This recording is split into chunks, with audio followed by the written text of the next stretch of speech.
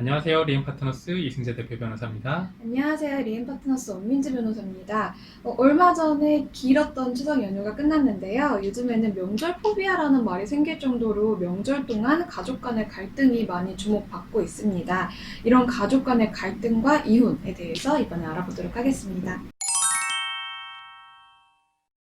고부 갈등과 같은 가족 간의 갈등으로 어려움을 겪는다면 먼저 첫 번째로는 부부 간의 협의를 통해 이혼을 선택할 수도 있습니다. 하지만 이런 부부 간의 협의, 즉 합의 이혼이 어렵다면 재판상 이혼을 진행할 수밖에 없습니다. 네, 재판상 이혼은 법원의 판결을 통해서 이혼을 하는 건데요. 그렇지만 이거는 이제 아무 때나 할 수 있는 거는 아니고 일정한 법적 사유가 있어야 합니다. 예를 들어서 배우자나 배우자의 직계 존속으로부터 심하게 부당한 대우를 받는 경우에는 이혼 사유에 해당합니다. 예를 들어 A씨의 시어머니는 함께 살던 A씨 부부가 분가한 이후에 주위 사람들에게 A씨의 험담을 하고 다녔습니다. A씨 앞에서 A씨의 친정 부모를 험담하는 등 모욕적인 발언까지도 서슴지 않았습니다. 극심한 스트레스에 시달린 A씨는 결국 우울증과 대장질환까지 얻게 됩니다. 네, 그 상황에서도 남편은 A씨를 때리거나까지 했는데요. 이에 A씨가 남편에게 합의 이혼을 요구하니까 남편이 거절을 했고 결국 재판상 이혼을 청구를 하게 됩니다. 결국 법원은 A씨의 이혼 청구를 받아들였고요.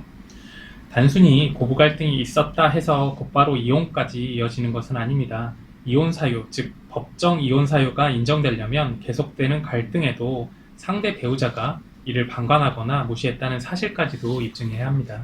실제 재판부는 이혼 소송에 있어서 상대 배우자의 적극적인 노력이 없었다는 점을 중요한 이혼 사유로 인정하고 있습니다.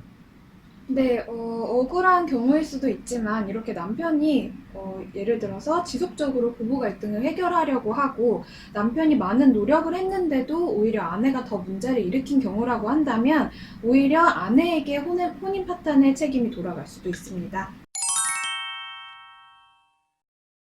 이혼 시 귀책 사유가 있는 유책 배우자에게 위자료를 청구할 수도 있는데요. 통상 위자료는 혼인관계 파탄의 원인, 또 잘못한 정도, 재산 상태 등 여러 가지 재반 사정을 고려해서 산정하게 됩니다.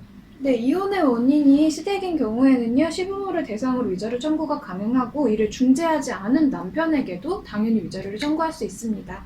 예, 이혼과 위자료에 대해 조금은 궁금증이 풀리셨나요? 네, 궁금하신 사항은 댓글 남겨주시고요. 좋아요, 구독도 부탁드릴게요. 고맙습니다. 감사합니다.